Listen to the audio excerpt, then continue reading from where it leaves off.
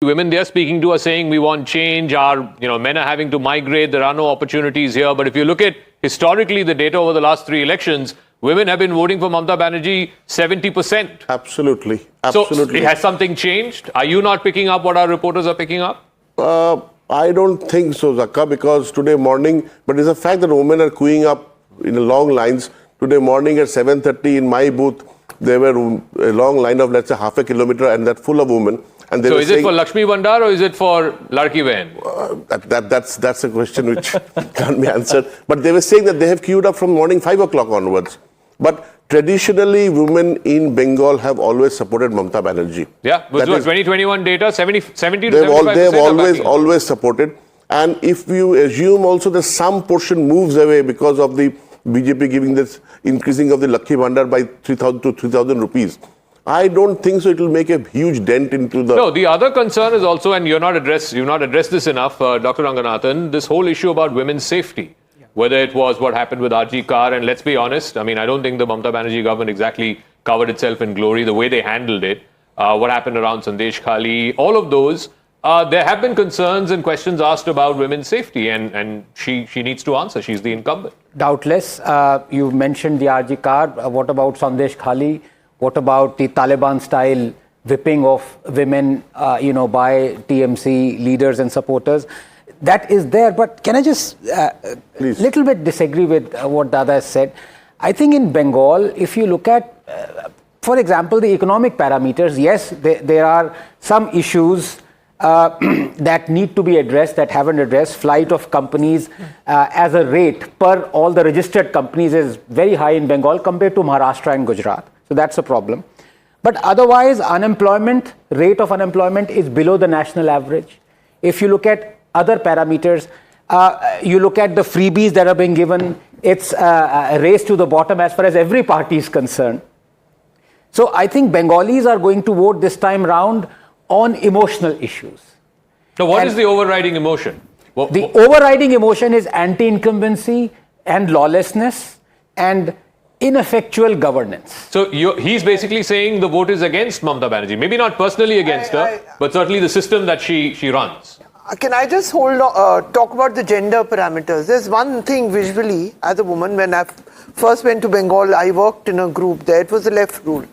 And there was no visible woman on the scene at all.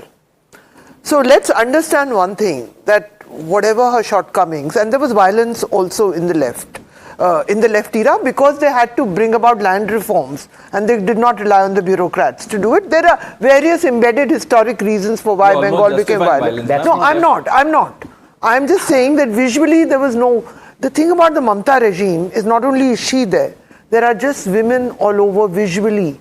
And that does create a connection. She gives the highest number of tickets to women. Yes, she does. And she's given more, and the highest chunk of women MPs, and they're visible MPs. They're not just wallflowers, they're not just daughters. And, they talk, they say... But these issues of law and order against women, was it resonant on the ground or not? I'm sure if RG Kar happened now, it would have had it would not be good, but it happened 2 years ago. Okay. So I just feel that there is a visual, emotional connection. Politics is so male-dominated. In fact, the left is worse than even the right on that. Let me just say this. Left is worse than the right, because in Kerala, they have put Shailaja to the side and given her an impossible seat. They could have, and they've gone. So the gender problem is there acute. And that is one way that Mamata has, at least, she just enrages the left. Let me ask a more fundamental question before Swati gives us another data point, and that is that the election results will change the fate of not just government, but also the fate of India alliance. Look what happened. Rahul Gandhi campaigned against Mamata Banerjee. Yeah. Arvind Kejriwal was campaigning for the DMK. DMK is in alliance with the Congress. Rahul Gandhi was slamming left in Kerala. So, Mr. Iyer? Well, Rahul is looking ahead. in the sense, looking ahead or gets ahead of nothing to look behind. To a nice vacation. No, is he looking ahead or gets ahead of himself? He is looking at a time, probably on some kind of a time machine into the future, when DMK is finished, when Mamata is finished, then the Congress will rise.